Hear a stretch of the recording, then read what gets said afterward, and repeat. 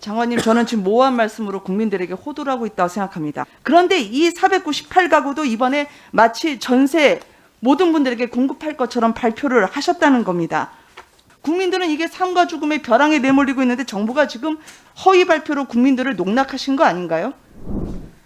장관님, 지난번에 목동 아파트에서 30대 남편이 아내를 살해하고 투신을 했습니다. 6살 딸 교육 문제로 목동 아파트에 왔다가 20평에서 30평대로 가보고 싶었지만 4년새 20억대로 뛰는 걸 감당할 수가 없어서 결국 비극적인 선택을 했습니다. 부동산 주무장관으로서 어떻게 생각하십니까?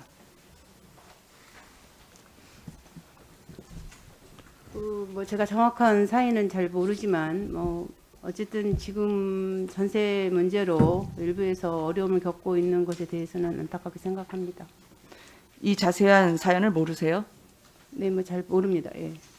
사람이 죽었는데 그것도 자신의 딸을 교육을 잘 시키고 싶어서 왔던 부모가 이렇게 죽을 수밖에 없었는데 그 사연이 놀랍지 않으셨습니까? 저라면 당장 어떤 사연인지 기사를 보고 손이 갔을 것 같은데요. 바쁘셨나요? 여러 가지 일들이 있죠. 예. 서울 주택 전셋값 상승률이 2.39, 18년 만에 최고치라는 보도가 나왔었습니다. 장관님께서 예상하셨던 방향입니까? 저희가 누차 말씀드렸지만 지금 전월세 문제에 대해서 89년의 사례를 들어서 말씀드렸고 또 이번에 전세 대책을 내놔서 신속한 공급이 이루어지도록 그렇게 하겠다는 말씀을 드렸습니다. 그래서 지금 상황을 조금 더 보시고 공급이 이루어지고 또 이렇게 되면은 상당 시간이 어쨌든 안정이 될 수 있지 않을까 생각합니다. 언제쯤이면 될 것 같습니까? 80년대는 5, 6개월 말씀하셨는데 저희는 언제까지 기다려야 할까요?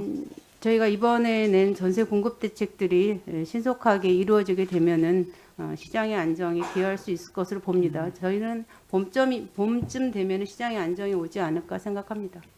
워낙 청와대나 이번 정부는 첫눈이 내리거나 봄 얘기하셔가지고 굉장히 국민들을 막연하다 생각하실 것 같은데 말씀하셨던 공급대책 하나 여쭤보도록 하겠습니다. 네네.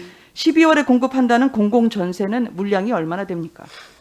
12월에 공급하는 공공전세는 저희가 공가가 지금 한 4만 5천 원 정도 되는데요. 이거 3만 9천 가고요. 3만 9천 원가 되는데 여기에 대한 모집이 끝나고 난 이후에 지금 현 대상이 되는 임대차 대상이 되는 분들에 대한 계약이 끝나고 나면은 정확한 물량이 산정할 수 있을 것입니다. 모집은 어떤 모집을 말씀하시는 거죠?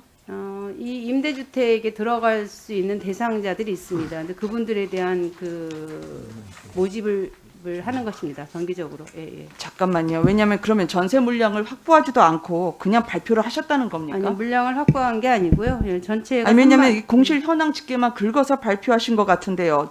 들어가고자 하는 분들의 파악도 안 하고 우리가 이 전세 물량으로 공급하겠다고 분명히 발표를 하셨잖아요. 네, 이분들이 전국에 이제 3만 9천 호 정도 되는데요. 이 부분들에 대한 공공임대 대상자들의 입주가 확정이 되고 나면 남는 물량이 있을 거고 또 이분들이 이동을 하게 되면 연쇄적으로 또 거기에서 물량이 발생하는 것으로 생각합니다. 장관님, 저는 지금 모호한 말씀으로 국민들에게 호도를 하고 있다고 생각합니다. 하나 말씀드리겠습니다. 아직 장표 내놓지 마세요. 국민임대주택 1383가구 이거 그럼 말씀하신 몇 사람이 몇 가구가 대상자가 되겠습니까? 저희가 12월에 최종적으로 입주자를 선정하게 되면은 그 이후에 정확한 물량이 나올 것으로 보입니다. 물량이 0이 나올 수 있다는 점을 제가 말씀드리는 겁니다. 지금 국민임대 입주자 모집에 지난번에 2차 모집할 때 10대 1이었어요. 이 말씀은 뭐냐면 입주자 모집을 지금 1383가구는 모집을 연기를 한 거지 전세 물량으로 확보하는 게 아니라는 겁니다. 이미 들어가실 분이 있다는 거죠. 자, 하나만 더 보여드리도록 하겠습니다. 이제 장표 말씀 주셔도 돼요. 공공임대주택 4,936가구 공급하시겠다고 했는데 498가구, 서울에 있는 이 498가구는 이미 입주자 모집해서 마감이 됐습니다. 들어가실 분이 이미 끝났어요. 그런데 이 498가구도 이번에 마치 전세 모든 분들에게 공급할 것처럼 발표를 하셨다는 겁니다. 의원님, 이렇게 하시면 돼요. 이 공공임대주택이요.